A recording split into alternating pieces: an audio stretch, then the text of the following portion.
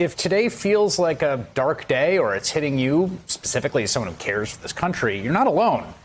Today was the first official filibuster of the Biden presidency, but it was also a testament to where we are as a democracy. We have, of course, a two-party system. It's the way we've been for a while. One of those parties is in the minority and increasingly invested in minority rule. It is committed to wielding power no matter what, both in its elected officials and in the beliefs of its base. That party, the Republican Party, is radicalizing against democracy before our eyes, even in the aftermath of the electoral defeats it has sustained, or perhaps more accurately, because of them. As The Atlantic's Ann Applebaum tweeted today, quote, "The relief some felt after the election is over. The Republican Party is no longer committed to America's constitutional tradition. But we are a two-party system. Eventually, they will win again. And then we can't count on them preserving our political system." You see it everywhere you look. You see it in the states where the big lie is spreading. Audits being called into question. You see it in the Republican attempts at voter suppression, particularly from the mainstream so-called Republican officials. You see it in the politicians who are rushing to stake their claim with the MAGA hordes, people like Congressman Matt Gaetz, who are using increasingly openly violent rhetoric. This is a little history lesson for all the fake news media. The Second Amendment is not about hunting, it's not about recreation, it's not about sports. The Second Amendment is about maintaining within the citizenry the ability to maintain an armed rebellion against the government if that becomes necessary. That happened in Georgia last night. By the way, as history, that's flatly untrue. Ask George Washington, who put down the Whiskey Rebellion, if he was cool with a bunch of people with guns taking on the government. Gaetz was followed on stage by Congresswoman Marjorie Taylor Greene, who was removed from her committee positions for previous racist, violent remarks. Last night, she said, quote, "Nazis were the National Socialist Party, just like Democrats are now a National Socialist Party." In some ways, these moments feel like sideshows. They kind of are, but they're also the central show. That's the problem. Last summer, when a trove of racist, anti-Muslim, and anti-Semitic remarks Greene had made surfaced, like many Republicans, Georgia Congressman Jody Hice rescinded his endorsement of Greene. Not even a year later, he was opening for her at the event last night because it is her party more than it's his. It's not that different from all the Republicans who dropped Donald Trump after the Access Hollywood tape was released and then popped right back up to shill for him. We see you, Jason Chaffetz. Did you ever actually look your daughter in the eyes again? Where'd we end up on that? This is working right now, the big lie, this metastasizing paranoid delusion. All the different parts, the conservative political force, from governors like Arizona's Doug Ducey down to the foot soldiers recounting Maricopa County's ballots in a fraudulent audit, they're all moving in lockstep in this anti-democratic fashion because it did not happen overnight. As Georgetown professor Thomas Zimmer points out, in our current situation, one reason Trump's lies can flourish and have such a massive effect is because they can build on long-standing anti-democratic tendencies and impulses on the American right and among conservatives.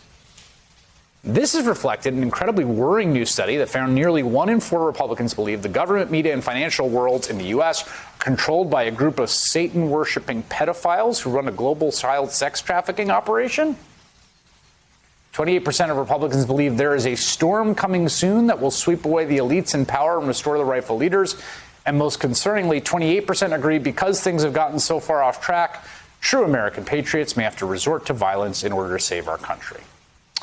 Robert Jones, the CEO and founder of the Public Religion Research Institute that conducted that polling, the author of The End of White Christian America, Ruth Ben-Ghiat, is a professor of history at New York University, author of Strong Men, From Mussolini to the Present, publisher of the Lucid newsletter, which discusses the perils of democracy and a response to the abuse of power, and they both join me now. Robert, let me start with you on the polling. So when I see polling like that, I feel wigged out, but I also am always a little skeptical of polling people's ideologies, right? Because you can get people to say a lot of different things depending on how you phrase things. There's always this question of like, what are you measuring in there? So make the case to me that this polling is getting at something real in the belief systems of the people that are responding.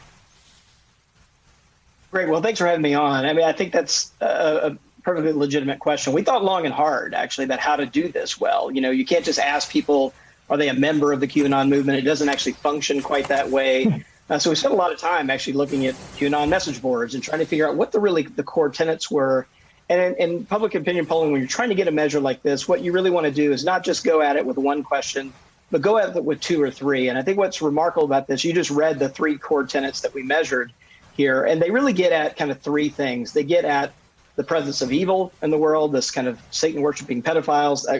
A poll question, by the way, I never thought I would write as a social scientist, but here we are.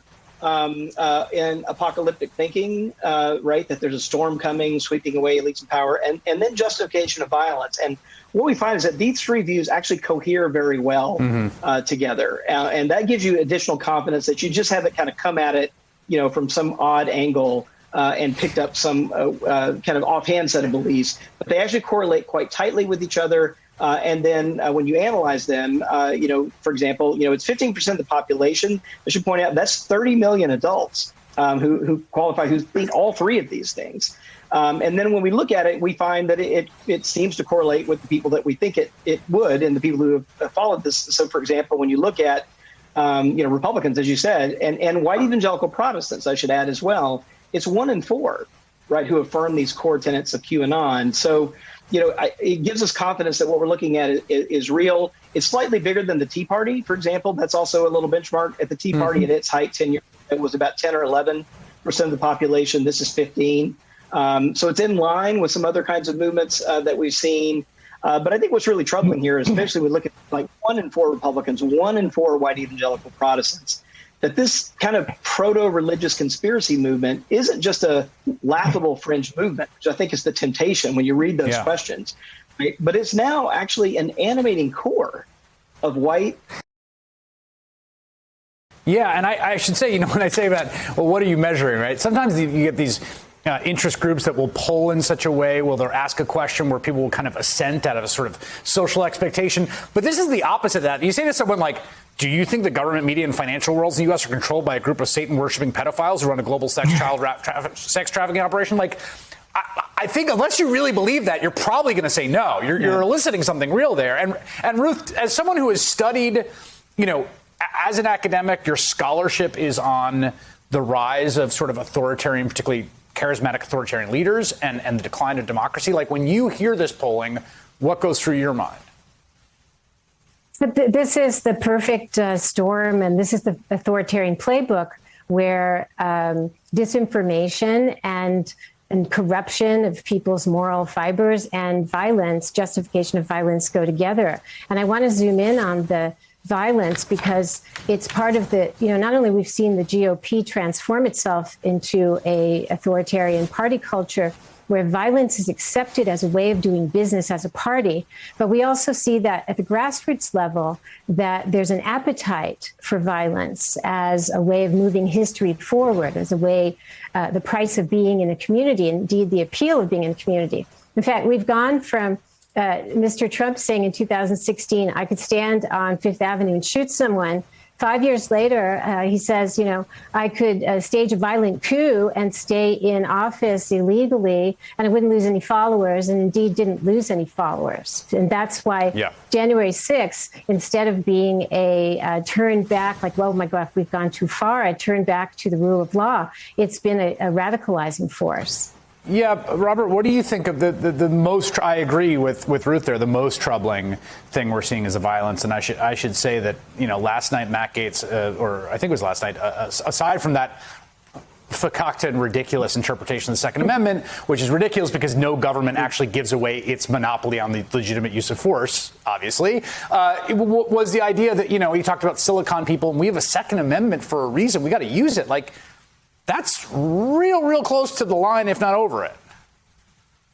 I think that's right. It shouldn't be lost on us that the banner behind him, right, said America first. Yeah. And if we really think about that, I mean, that's one thing that these movements have in common is there is a sort of us and them, a good and evil, and you're in the group of righteous patriots or you're not. And I think for a democracy, one of the most dangerous pieces of this is kind of pulling this kind of good versus evil so that our political opponents, right, become not just kind of fellow citizens that we disagree with, but they actually become enemies to be killed, right, in the name of patriotism. And that, again, is just a very basic anti-democratic sentiment that has really been kicked in. And one thing I would say, though, is like, when does this flourish and among whom? And, I think if you look here, it's typically white Christian political conservatives. And what they have in common, I think, is being a part of a group that has historically seen itself as America, right? So when you say America first, what that means is a kind of white Christian country. Yeah. And it's really only been the last 10 years that we've moved from being, demographically speaking, a majority white Christian country to one that's no longer a majority white Christian country. And that some of this visceral reaction that Trump walked onto the stage, right, and knew how to exploit it. But some of these things, these forces have been really under the surface even before Trump steps on the stage. Yeah, Ruth, that's what's striking here is that it really does seem like it's no longer actually focused or centered on a charismatic leader, even though he embodies something about it. It's like he's kind of off stage. It's still all the beliefs are still there.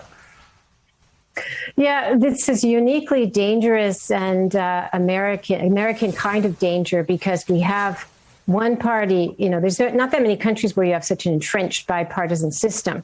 And when one of those two parties turns away from democracy, that's a huge problem. But we also have the uniquely American situation of hundreds of millions of guns in private hands, military grade weapons in private hands. You put those two together and you're in uncharted terrain. And one of the concrete manifestations we already saw was January 6th. So we are really in some kind of situation that many other cultures weren't in because they had coalition governments and they didn't have so many civilians owning military grade weapons.